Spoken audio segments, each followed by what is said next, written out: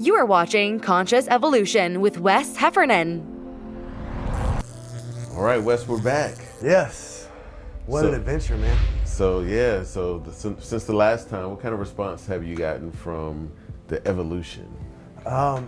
Well, it's a trickle. It's a process. You starting with nothing, really, and kind of trying to build something. But it's steady. Certainly have gotten some feedback, both pretty much all good. But I've also been looking for what can we do better. What can we make? How can we make this thing come to life a little bit more? And just finishing up chapter 1, it was really all about me, my story, my life. And my wife says she felt weird watching it because it's like she's watching my diary or something, and it seems too personal. So taking that into account, really looking to expand and kind of take myself. Well, I know I'm the one, We had to introduce you. But, right, we had to introduce me, that's right. But, none of this is about me. It's about us. It's about all of us, whether it's, y'all helping me or whether it's about the family, my extended family, the Rockman family, or whether it's about all of you all, the ones that are going to help bring all of this, make it into something real. It's time to expand on these ideas, and that's really what the Journey Across America, the point was to bring things together so that, how do you make something expand? You add more to it, you bring it together so that it can be more. And I tell you what, man, it's going to be hard to put to words some of the experiences I had. Journey Across America, 9,000 miles? Round trip. I flew home. Well, I left from Los Angeles. My brother continued the journey on up to Hayward to help Lonnie and Sean finish up that foundation. But I had to fly back to Michigan, kind of unexpectedly, to fix my mess up on the floor there. I learned something. Tell I'm us not about perfect. What happened in Michigan? What happened with the floor? Man, so there's these private estate rooms that we've been building. This was our third one, and this particular one we actually had to share with a carpenter. So it's half marble, half wood. But more than that, it was on the second floor, the second story of this giant community mausoleum. And we don't deal with wood when we're building mausoleums. We're stone, right? And so I'm having to set my pavers on a wooden floor, and I had never done that before. I use the same process that I would have used, or that I do use when I'm setting on concrete. Oh, concrete. And the carpenters, even though we covered it with plywood and cork to try to protect it, the carpenters had their lift, doing the ceiling work and all the trim work and everything. And when we pulled all that up, man, I'll put a picture in right here for y'all to see. I don't mind showing my mess ups, but the floor was totally broken. Everything about it was broken. Nothing worked the way I thought it was going to work. And to be completely honest, I put a lot of pressure on the fact that maybe the floor wasn't right. I kind of made a lot of noise about that. And it ended up, after I got it completed, and now they've brought that lift in there with no plywood, no cork. It's 2,000 pounds riding on this wooden floor with thin marble tiles on it. And apparently when you set them correctly, they hold up under that weight. And so I'm humbled. But it's trial and error. It's trial and error. Life is. Yes. Yep, I will not make that mistake again, for sure.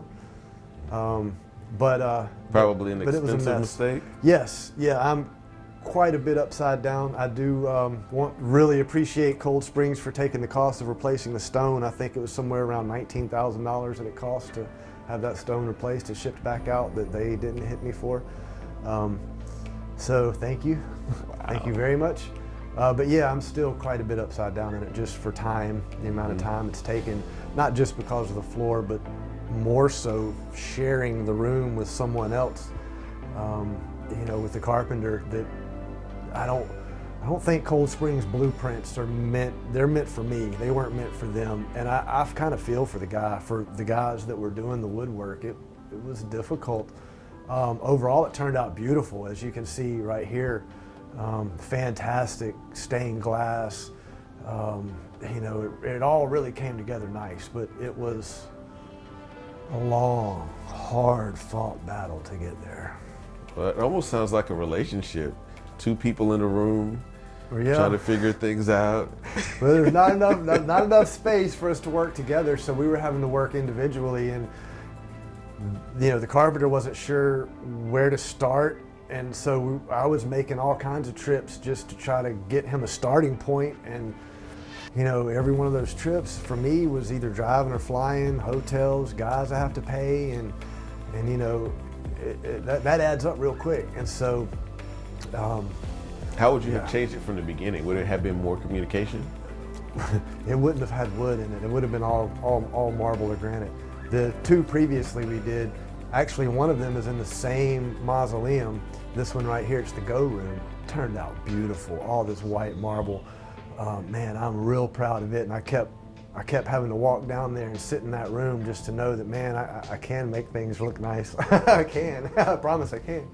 And then we had this other room we did. It was also in Michigan, but not in Southfield. It was in Clinton Township. And this was actually the first one we completed, and it turned out immaculate. As you can see, they've made it look like like their den. I mean, there's over here in the corner, there's a coffee machine. They have a little wine chiller.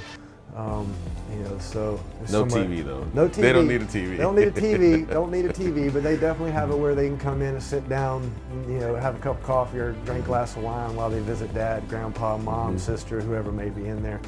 But again, it was all stone, and so, you know, for me, if I could have changed anything, it would be let's make it all marble or all stone. Let's not share. So what happens the next time? I know. Hey, I know this whole channel is everything is about sharing. So, but I'm gonna be a little greedy on this one. I don't like sharing my room.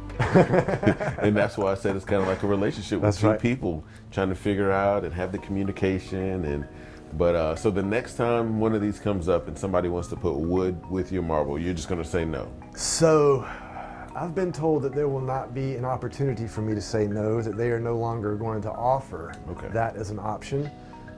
So I'm hopeful. I am going to take a little break from these rooms, best I can tell on my schedule, which I've got most of it down to the end of the year, knowing what we have left. There are no rooms the rest of this year, so so we'll have a little break. I don't mind doing another one. They turn out great, but they're very painstaking. The marble is so fragile, and it's already half broken, and they have to back it with this epoxy, and it's just, you hold your breath every time you pick up a piece hoping it doesn't break. So it's very stressful. I'm glad to be done with all three of them.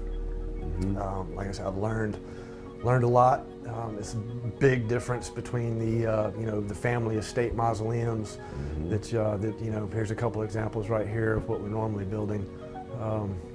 You know, big pieces, set them, and you know, versus in these rooms trying to use lifts and sticking stuff through windows, and like, man, how are we going to get this 800-900 pound piece up here with no crane?